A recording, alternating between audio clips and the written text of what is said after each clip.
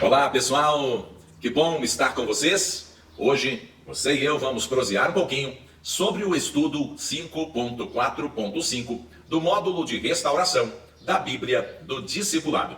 Nosso tema de hoje, a quarta estratégia de Satanás, a falta do perdão. Uma das maiores limitações naturais da nossa existência é o perdão. E por isso, essa nossa incapacidade de perdoar tem se tornado uma das maiores estratégias malignas, satânicas, diabólicas para minar a nossa vida, a vida das pessoas que nós amamos, com quem convivemos ou que estão ao nosso redor. Vem comigo no Discipulado na Vida.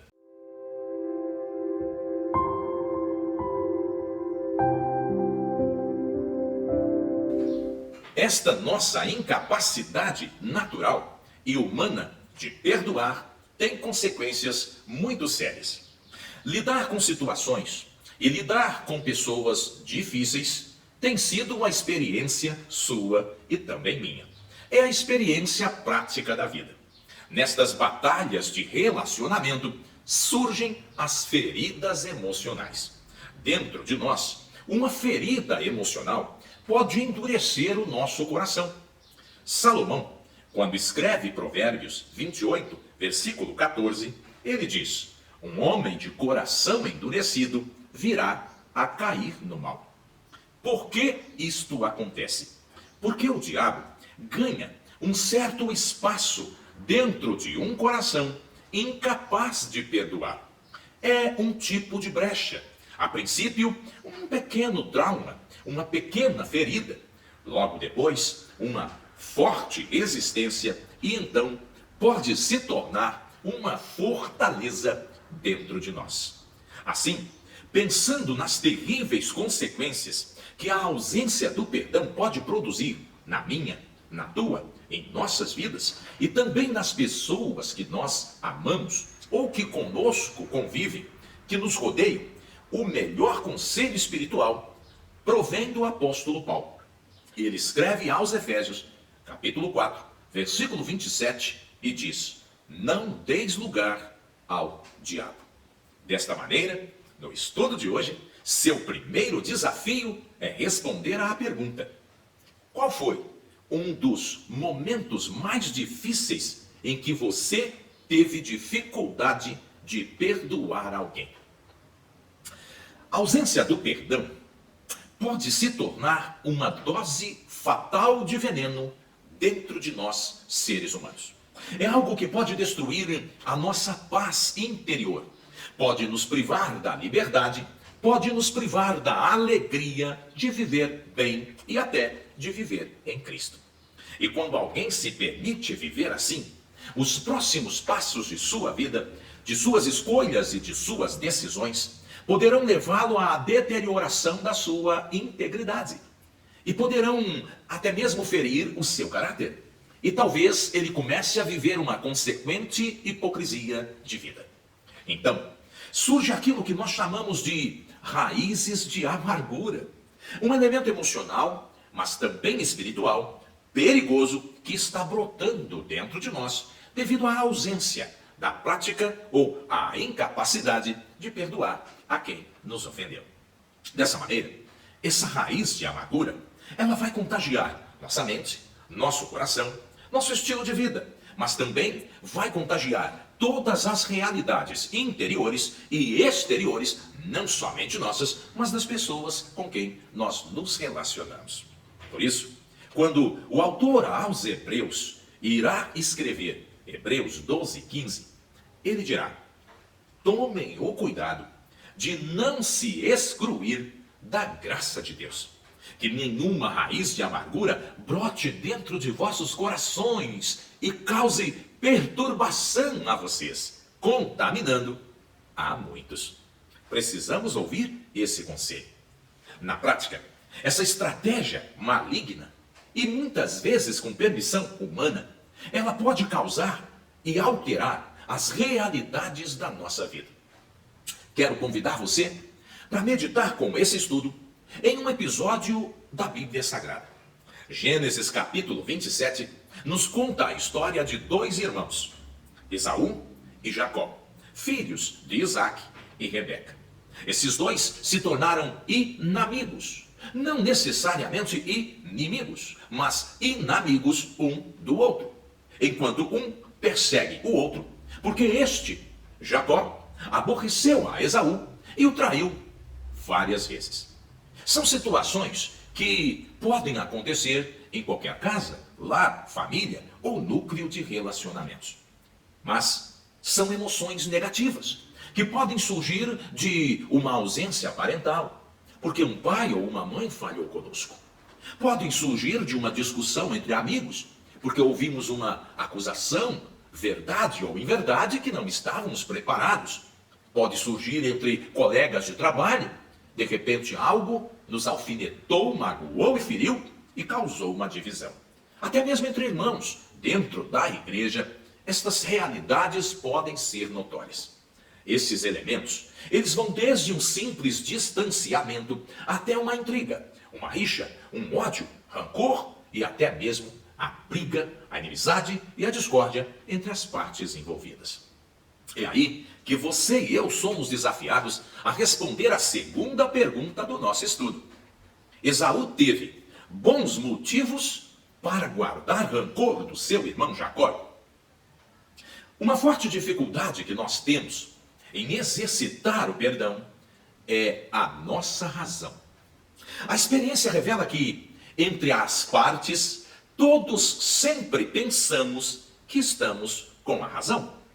Na história de Esaú e seu irmão Jacó, certamente Esaú, esse indivíduo, o primeiro filho de Isaac e Rebeca, era simplista e leviano, enquanto Jacó, por outro lado, era um oportunista desleal. Dois como estes se relacionando, alguém vai ficar ferido. Ali, um elemento notório da história de Esaú e de Jacó é que Esaú percebe o erro do seu irmão, mas ele não percebe seu próprio erro. Como é comum acontecer conosco, percebemos o erro de todos que nós amamos, não percebemos o nosso erro. Notamos o erro de todos que conosco convivem, não notamos nosso próprio erro. Então, quando nos encontramos em situação parecida, o que nos parece justo é que o outro sempre nos peça perdão e nós, com o coração endurecido, não percebemos o quanto contribuímos para que essa dissolução do relacionamento fraterno, familiar, amigável ou profissional chegasse no momento, na situação, no estado em que está. Dessa maneira, eu e você precisamos aprender que, nas relações humanas, sempre haveremos de considerar três realidades.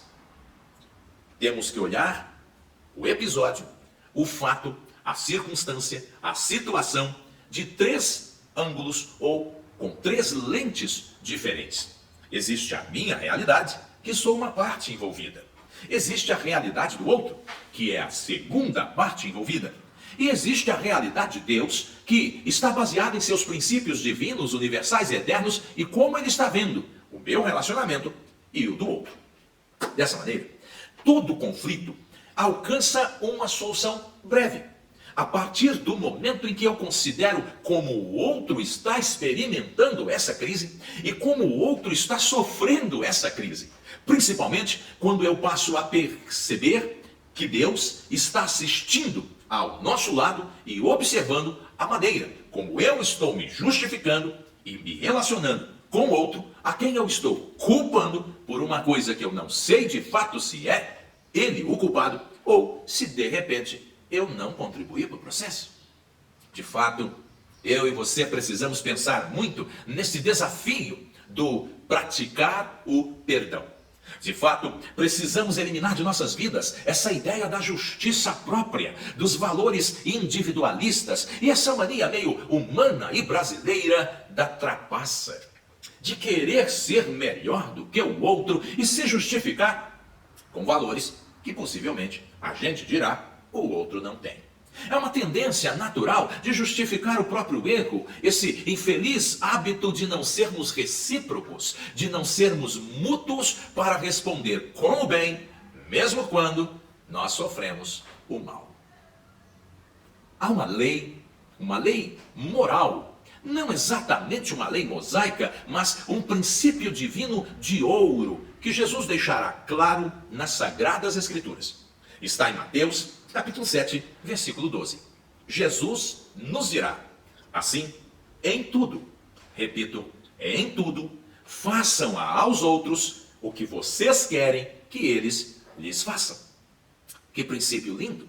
E é daí que surge um episódio bíblico que eu quero convidar você, com o nosso estudo, a perceber o que está acontecendo. Primeira Epístola aos Coríntios, capítulo 5. Paulo está escrevendo à igreja que está em Corinto. A descrição do texto diz que há algo acontecendo de mal, de ruim, de ofensivo, de inacreditável dentro daquela igreja.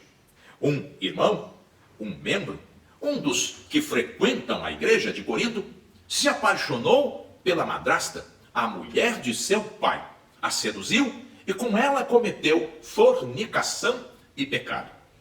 E a igreja, vendo aquilo, se divide. Uns se omitem e não falam nada. Outros não se pronunciam por medo de ofender. E há aqueles que brigam porque ninguém está resolvendo o problema. Bem, a pergunta aqui é: qual é a ofensa que acontece em Corinto? E qual deveria ser o pecado perdoado pelos coríntios? Nesse momento, eu e você precisamos lembrar de um texto que o apóstolo Paulo escreve em sua segunda carta aos Coríntios, capítulo 2, versículos 10 e 11. Paulo irá nos ensinar uma preciosa lição sobre o perdão. Ali ele diz: quando vocês, irmãos coríntios, perdoam alguém, eu também perdoo. Porque quando eu perdoo, se é que de fato eu tenho alguma coisa a perdoar, eu faço isso por causa de vocês, na presença de Cristo, a fim de que Satanás não se aproveite de vocês, pois nós conhecemos muito bem os planos dele. Paulo está orientando a igreja de Corinto porque eles não estão sabendo lidar com o pecado, com a ofensa, nem individual, privada e nem pública. Porque há pecados que são individuais, há ofensas que são contra eu ou você. Mas há aqueles pecados e aquelas ofensas que acabam sendo públicos, não só contra um, mas contra o corpo, contra a igreja. E a igreja de Corinto, na primeira carta, capítulo 5, está enfrentando, pela descrição do apóstolo, esse tipo de problema. Não foi apenas o pai ou uma pessoa que foi ofendida por aquele pecado cometido por aquele rapaz, mas a igreja toda foi ofendida. Como é que a gente trata disso? Paulo está nos ensinando a viver o perdão como pessoa, mas também a viver o perdão como igreja de Cristo. Certamente, há no mundo muitas coisas que nos ofendem. Há nesse mundo muitas coisas que nos fazem mal. Mas eu preciso lembrar a você que tudo que há no mundo, dentro e fora de nós, se encerra em Cristo. Pois, assim dirá o apóstolo Paulo, o nosso velho homem, ele se encerrou em Cristo. Aquelas coisas da velha criatura se encerraram em Cristo. Assim, o orgulho e a vaidade humanos que governavam a minha vida se encerraram em Cristo. Toda a prepotência e indiferença que um dia se manifestaram em mim, em você, se encerram em Cristo. A fato de eu ser maior ou menor, de prometer ou cumprir, ou de não prometer ou não cumprir, o fato de haver uma maior imoralidade ou uma menor imoralidade, o fato de não ser imoral, mas ser amoral, tudo se encerra em Cristo. E então, quando escreve sua segunda carta aos Coríntios, capítulo 5, versículo 17, para o mesmo público, os irmãos da igreja de Corinto, Paulo dirá: agora você é uma nova pessoa em Cristo. Acabou-se o que era velho e chegou o que é novo. Dessa maneira, eu estou convidando você a meditar no estudo de hoje que a minha razão agora é Cristo. Que a sua razão agora é Cristo. Que a razão da igreja é Cristo. abandonando nossas moralidades e nossas razões pessoais, vivamos todos em Cristo, para a glória de Cristo e por causa de Cristo. Mas ainda há uma outra grande dificuldade que nos impede de exercitar ou praticar o perdão. Você a conhece muito bem e eu também. É a nossa dor. A dor nos amarra. Não conseguimos perdoar a quem nos ofendeu devido à dor que nós carregamos. Precisamos descobrir como nos libertar dessa dor ou como liberar essa dor. Um dos episódios bíblicos que trazem com clareza um quadro de libertação, de cura e de perdão interior, certamente é o de Gênesis 45. Ali se descreve o encontro de José, filho de Jacó, filho de Israel, José do Egito, com seus irmãos. Irmãos que por quase 20 anos o haviam maltratado, o haviam humilhado, o haviam envergonhado, o haviam ofendido, o haviam vendido e dado como morto ao seu pai. Agora, neste capítulo 45 do Gênesis, quase 2 décadas depois, José se reúne e se encontra com os seus irmãos. E naquele momento ele abre mão de sua dor e pela primeira vez ele consegue enxergar que há um propósito, um plano de Deus em meio à dor, ao sofrimento, mesmo sendo injustiçado pela afronta de gente que devia amá-lo, cuidá-lo e respeitá-lo. Naquele momento ele faz uma linda escolha, se reconciliar com seus irmãos. A expressão da sua total cura e libertação vem no versículo 2 do capítulo 45, porque ali diz que José levantou sua voz com grande choro. Nós precisamos aprender a perdoar. Mas, agora que sabemos disso, a quarta pergunta do seu estudo de hoje é: qual é a vantagem que a falta do perdão dá para Satanás? Enquanto você e eu não liberarmos essa dor, essa razão instalada dentro de nós, Satanás continuará a ganhar vantagens sobre a minha, sobre a tua vida. As consequências disso vão desde uma distância, um isolamento, uma divisão, uma fragmentação, a sensação de culpa, talvez até as mais cruéis sensações negativas, sentimentos de vingança, rancor e ódio. E isso nos faz muito mal. Isso nos maltrata, nos fere, inclusive nos mata. A ausência do perdão fortalece as cadeias que nos prendem dentro de nós mesmos, mas também nos amarram às teias de Satanás. Esta terrível estratégia maligna não se importa se vai apenas iludir você, destruir você, enganar o outro ou destruir o outro. Não. Esta é uma estratégia que quer anular você, mesmo sabendo que Cristo está em você, mas quer anular você e destruir a vida de Cristo em você, criando um caos interior irreparável dentro de nossos corações. Então, surge a pergunta: quantas vezes, como e quantas vezes podemos ou devemos perdoar alguém que nos ofendeu? Pedro, um dos primeiros discípulos de Jesus, certamente com a mente e o coração cheio de conflitos, aborrecimentos da vida e suas justificáveis razões internas, irá fazer esta pergunta ao mestre: Senhor, quantas vezes pecará meu irmão contra mim e eu lhe perdoarei? Até 7? Naquele momento, Jesus lhe responde: não te digo que até 7, mas até 70 vezes 7. A descrição desse texto está em Mateus capítulo 18, versículos 21 e 22. A partir dali, Jesus quer tornar claro para Pedro e os discípulos sobre a importância do perdão. Então, lhes conta uma parábola. Jesus fala de um homem trabalhador que, depois de alguns anos, devia uma imensa fortuna ao seu patrão. Porém, suplicando, pedindo, implorando o perdão imerecido do seu patrão, teve imerecido perdão de sua dívida. Na mesma história, este, perdoado, encontra um colega de trabalho, que na verdade lhe deve uma milésima parte da dívida que fora perdoada por seu patrão. Mas, ao contrário de seu patrão, ele é inflexível, ele é impiedoso, coração endurecido e maldoso. ele exige o resgate total da dívida e como seu colega não tem condição de pagar, ele o manda para a cadeia, aprisionado, para poder pagar a dívida. Ao final desta parábola, o tal homem que não conseguiu perdoar aquele seu amigo, mesmo sendo perdoado 1000 vezes mais por seu patrão e senhor, também será entregue à cadeia, aos aprisionadores e aos torturadores. Por que Jesus ilustra essa história para Pedro e os discípulos? Porque essa ilustração, ela representa as realidades emocionais e as realidades espirituais de nossas vidas. Jesus deixará isto bem claro na famosa e bem-aventurada oração que ele mesmo nos ensinou.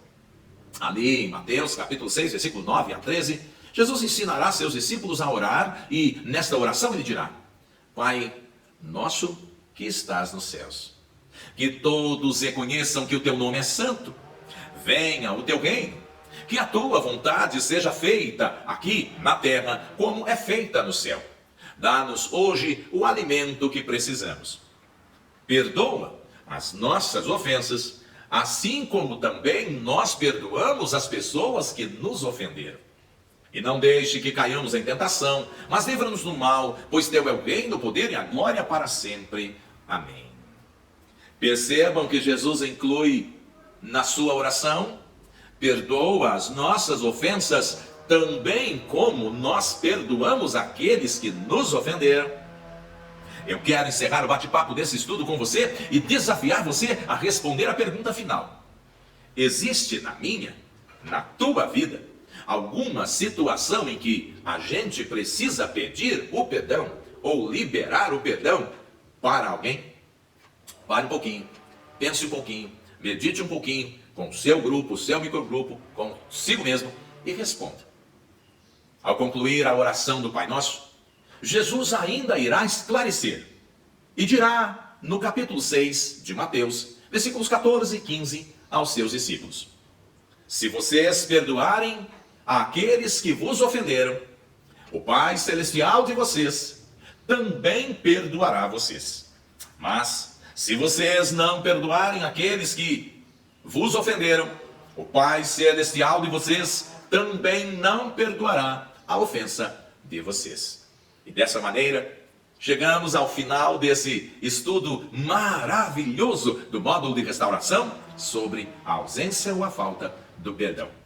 Que Deus abençoe você, que você viva discipulado na vida, vida na vida, e seja um discípulo de Jesus Cristo.